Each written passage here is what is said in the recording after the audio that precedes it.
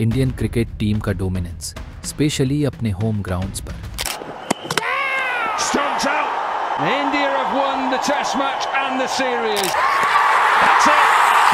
Ball has gone. India have done it. What a victory this is. किसी भी opposition team के लिए भारत में एक टेस्ट सीरीज जीतना सपना होता है। 2012 से भारतीय जमीन विदेशी टीमों के लिए फोर्ट्रेस बन चुकी थी, लेकिन तभी एक खिलाड़ी भारत की इस प्रबलता का अस्तित्व ही मिटा देता है। एक बड़ी खबर मिल रही है, पुणे टेस्ट मैच में भारत की हार हो गई है। न्यूजीलैंड ने भारत में पहली टेस्ट सीरीज जीत ली है। बड़ी खबर इस समय खेल के मैदान से आ रही है। टीम इंडिया टेस्ट सीरीज हार गई है। 12 साल बाद घरेलू जमीन पर टेस्ट सीरीज टीम इंडिया ने गंवाया है। जी हां दोस्तों, हम बात कर रहे हैं मिचेल सेंटनर की, जिसने भारत में आकर भारतीय बल्लेबाजों को ही स्पिन खेलना भुला दिया। आइए जानते हैं कैसे मिचेल सेंटनर ने अपने स्पिन के जाल से भारत के उस 12 साल के घमंड को चकनाचूर कर डाला। इस कहानी की शुरुआत होती है 5 फरवरी 1992 को, जब न्यूजीलैंड के हैमिल्टन में मिचेल सेंटनर नामक खिलाड़ी का जन्म हुआ था। एक ऑलराउंडर के रूप में सेंटनर ने अपने डोमेस्टिक करियर की शुरुआत की और काफी जल्दी अपने लेफ्ट आर्म ऑर्थोडॉक्स स्पिन और लोअर ऑर्डर बैटिंग से सिलेक्टर्स का ध्यान अपनी तरफ खींचा। सेंटर का काम और कंपोज नेचर उनके क्रिकेटिंग स्टाइल में भी दिखता है। 2015 में उनका इंटरनेशनल डेब्यू हुआ और उन्होंने अपनी बॉलिंग में वेरिएशंस और कंट्रोल की वजह से न्यूजीलैंड टीम में अपनी जगह बनाई। अपने करियर की शुरुआत में ही सेंटनर ने दूसरी टीम्स के अगेंस्ट कंसिस्टेंटली परफॉर्म करके दिखाया और धीरे धीरे न्यूजीलैंड के लिए एक वैल्यूएबल एसेट बन गए। सेंटनर की बॉलिंग में एक खासियत है, उनकी एबिलिटी टू कीप बैट्समैन गेसिंग। एक ऐसा स्पिनर जो ना सिर्फ विकेट टेकिंग डिलीवरीज में माहिर है, बल्कि उनके पास वो कंट्रोल है जो अपोजिशन बैट्समैन को प्रेशर में ला सकता है। ये क्वालिटीज उनके लिए स्पेशली यूजफुल साबित हुई जब उन्होंने इंडियन टीम का सामना किया। 2008 से लेकर 2020 तक इंडिया ने अपने होम कंडीशंस में एक ऐसा रिकॉर्ड एस्टैब्लिश किया जो अपोजिशन टीम्स के लिए एक नाइटमेयर था। स्पिन फ्रेंडली पिचेस और इंडियन स्पिनर्स के मैजिक ने इंडिया को अनबीटेबल बना दिया। काफी टीम्स यहां आईं, लेकिन बड़ी से बड़ी टीम भी भारत के इस किले को फतेह न कर पाई।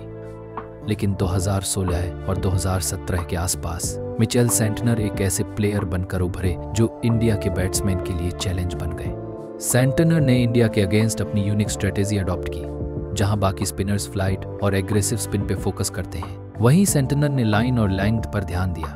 उन्होंने इंडियन बैट्समैन को अटैक करने से ज्यादा उनके रन्स को रेस्ट्रिक्ट करने पर फोकस किया। यह स्ट्रेटेजी इंडियन बैट्समैन के लिए अनयूजुअल थी, क्योंकि उन्हें कंट्रोल और पेशेंस के अगेंस्ट खेलना पड़ रहा था।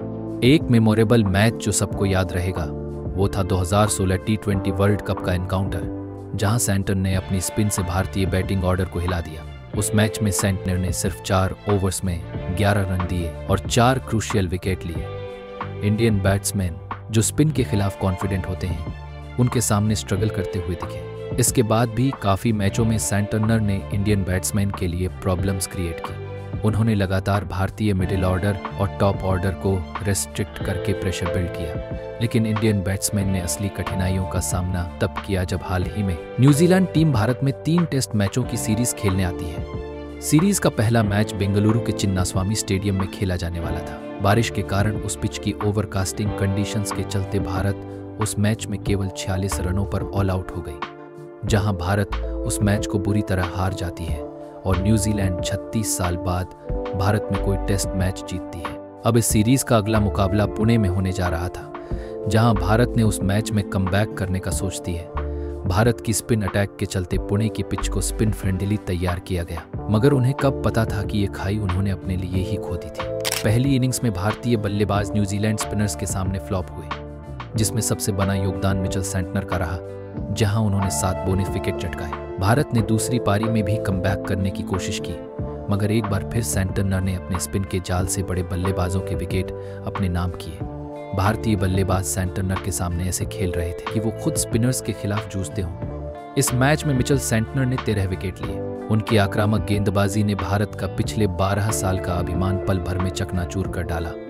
न्यूजीलैंड इस मैच को जीतकर वो पहली टीम बनी जिसने 2012 के बाद भारतीय जमीन पर एक टेस्ट सीरीज अपने नाम की। मिचेल सेंटनर ने सिर्फ एक बॉलर के रूप में नहीं, बल्कि एक स्ट्रेटेजिस्ट के तौर पर इंडियन डोमिनेंस को तोड़ने में अपना रोल निभाया। उनकी डिसिप्लिन, बॉलिंग और मेंटल टफनेस ने इंडियन बैट्समैन को उनके होम कंडीशंस में चैलेंज करना पॉसिबल बनाया। आज भी मिचेल सेंटनर को एक टफ ओपोनेंट माना जाता है, खासकर भारतीय कंडीशंस में।